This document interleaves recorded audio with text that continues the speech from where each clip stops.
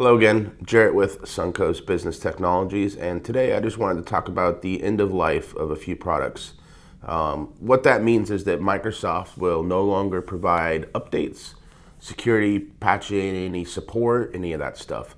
Most of these products that I'm going to mention have already ended their normal life, if you will, and they're sort of in the extended phase. And the extended phase means that you could pay for support, and they still do some security patching and stuff. But once that's over, there will be nothing. Kind of like how most people are familiar with the Windows XP and Windows Vista.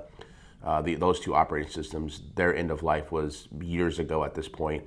And what that does is it opens you up to all kinds of vulnerabilities, malware, that type of stuff. There's no, anytime a vulnerability is discovered in the operating system, basically a hole that allows people to sort of intrude into your system or maybe infect it with malware.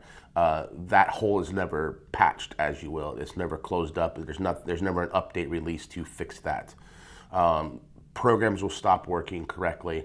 So anyways, probably the biggest one that's going to affect the most people is the end of life for Windows 7. A lot of people took advantage of the free Microsoft Windows 10 upgrade, but there were still quite a few that stayed with Windows 7.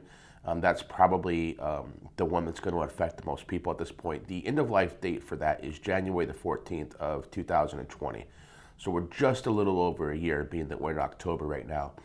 The reason why it's a good time to start thinking about this now is obviously for budgeting reasons for the next upcoming year. Most people probably about this time, depending on when your physical year ends, probably start looking towards next year and what kind of money they're going to spend. And so now would be a good time to probably start looking at including some money to buy some new computers. The Windows Server 2008 was actually Windows 7, Windows Server 2008 are basically the same platform.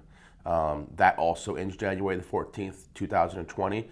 So if you do have a server in your office that has 2008 R2, one of the SBSs installed, that's also something you need to start exploring. Maybe go into Office 365, maybe go into like a OneDrive, or if your company actually needs to have an in-house server, maybe upgrade into a 2016 and soon to be released 2019 servers. Microsoft Office 2010, I actually didn't know this one, but I just recently looked it up out of curiosity. That actually ends October 13th of 2020. So that's at about 2 years. I know a lot of people still use that very heavily. Microsoft Office 2019 actually just got released like a month ago.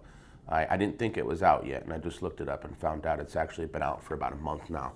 Microsoft Office 2007, even older. I know a few people still use that. I don't see it very often, but I do see it here and there on people's computers. And that actually ended October of 2017. So that's actually been a dead program for about a year now. So anyways, just wanted to say that these programs are going to definitely cause you some problems if you don't upgrade or start thinking about upgrading. And now's definitely the time to do it. As you can see, you have about a year if you're still running Windows 7. If you're running Windows 8, 8.1, or 10, you're good for at least a few more years. Windows 10 isn't going anywhere, I don't think, anytime soon. I haven't heard anything about any new operating system coming out to replace that. So when we do, we'll let you know. Thanks again.